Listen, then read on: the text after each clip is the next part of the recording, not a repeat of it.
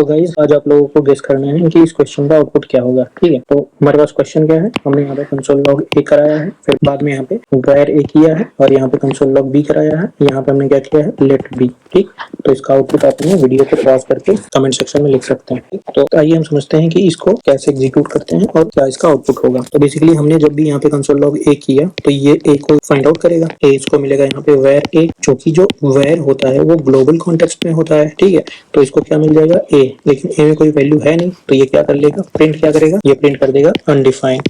ठीक, ये हो जाएगा प्रिंट अनडिफाइंड। फिर इसके बाद क्या होगा, इसके बाद ये नेक्स्ट लाइन पे आएगा, कंसोल बी कराएगा, तो फिर ये बी को फाइंड आउट करने की कोशिश करेगा, लेकिन जो लेट बी है ना, ये होता है, ये बेसिकली ग्लोबल कॉन्टेक्स्ट में होगा नहीं। ठीक, तो ये अभी होगा कहाँ, ये होगा टेम्पोरल डेड जोन में। ठीक है, टेम्पोरल डेड जोन में, तो इसको ये मिलेगा नहीं, तो फिर ये क्या कर देगा प्रिंट, यहाँ पे ये दे देगा रेफरेंस एरर। ठीक, रेफरेंस एरर, इसको जो बी है ये बी मिला ही नहीं। तो इसको हम समझते हैं कैसे। बेसिकली ये यहाँ पे यूज हो रहा है होस्टिंग का कॉन्सेप्ट। तो होस्टिंग में क्या होता है कि जब हमारा कोई भी वेरिएबल या फिर कुछ भी जो एग्जीक्यूशन होता है, किसी भी वेरिएबल का एग्जीक्यूशन होता है, तो उस रिस्पेक्ट में क्या होता है कि वो पहले ग्लोबल कॉन्टेक्स्ट में खोजता है। तो जो वेरिएबल होता है ना, वो हमेशा ग्लोबल कॉन्टेक्स्ट का हिस्सा होता है। ठीक है, लेकिन जो लेट वाला कॉन्सेप्ट है, लेट जो है वो स्क्रिप्ट का हिस्सा होता है। मतलब इसके लिए क्या होता है कि जब तक इसमें वैल्यू हमने असाइन नहीं करते हैं, तब तक ये स्क्रिप्ट कॉन्टेक्स्ट में रहता है। आप कह लीजिए ये टेम्पोरल डेड जोन में रहता है। ठीक है, जैसे हमने वैल्यूज को प्रोवाइड करी तो ये स्क्रिप्ट जोन में आ जाएगा, तो उसके बाद ये एक्सेसिबल हो जाता है। ठीक है, लेकिन जब तक ये टेम्पोरल डेड जोन में है तब तक इसको